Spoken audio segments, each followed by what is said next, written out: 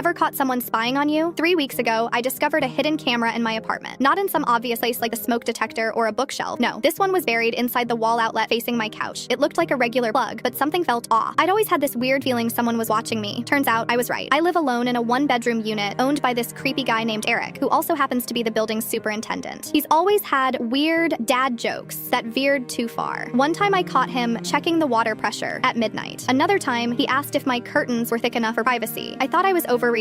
I wasn't. That day, I unplugged a charger, and the outlet plate moved. When I popped it off, there it was, this tiny lens embedded in a fake socket. My hands were shaking. I took photos. Then I did the most difficult thing imaginable. I left it exactly where it was. Because if he was watching, I wanted him to think he was winning. That night, I sat on my couch and watched a movie. In reality, I was messaging a friend who works in cybersecurity. She helped me trace the device's signal. Sure enough, it was transmitting to another apartment on the floor above mine. Guess whose? Eric's. But that wasn't all. My friend helped me plant a backdoor into the stream. The next night, I accidentally knocked over a glass of water near the outlet. When I went to clean it up, I installed a small packet sniffer, something that would let me capture all data from the hidden camera and trace it back. What I found made me sick. Eric hadn't just been spying on me. There were feeds from at least 4 other apartments, including a young couple and a single mom with a toddler. He had folders labeled by unit numbers, some with dates and times. He even had video clips saved. Some were intimate, some were terrifying. Some showed people crying, dressing, hugging their kids, just living, and he watched it all. I contacted a lawyer. She advised me to wait, build a stronger case before confronting him. So for a week, I acted normal. I waved at Eric. I let him check the heater. I even offered him coffee once, all while documenting everything. The turning point came last Thursday. Our building held a monthly tenant meeting in the lobby. Eric always loved showing off, pretending he ran a luxury property when we all knew the elevator barely worked. Mid-meeting, I raised my hand. I have a safety concern to address, I said. The room quieted. Eric looked up from his clipboard, smug. Go ahead. I connected my phone to the projector. What you're about to see, I said, was recorded from inside this building. Slide 1. A video of me in my apartment brushing my hair, completely unaware I was being watched. The crowd gasped. Slide 2. The fake outlet. Slide 3. Footage from other tenants' apartments. Faces turned pale. Murmurs erupted. Eric's face frozen. Then came the final slide. A screen recording of Eric's laptop. IP address. Live feed connections. Folder names. All matched to him. Undeniable. Someone screamed. Another person stood up and shouted, "That's my apartment!" Eric ran, but not far. The police were already waiting outside. I tipped them off before the meeting. He was arrested on the spot for illegal surveillance, wiretapping, and invasion of privacy. Turns out, this wasn't his first offense. He'd done something similar years ago, but settled quietly out of court. This time, with 5 tenants pressing charges and digital evidence, he's looking at serious prison time. The DA is building a federal case, and it's airtight. Yesterday, I got word he'd been denied bail. And as for me, I've since moved out. But before I left, I dropped a USB stick into the same fake outlet, labeled, "I was watching you too." And inside, a video of me smiling straight into the camera, followed by a countdown timer.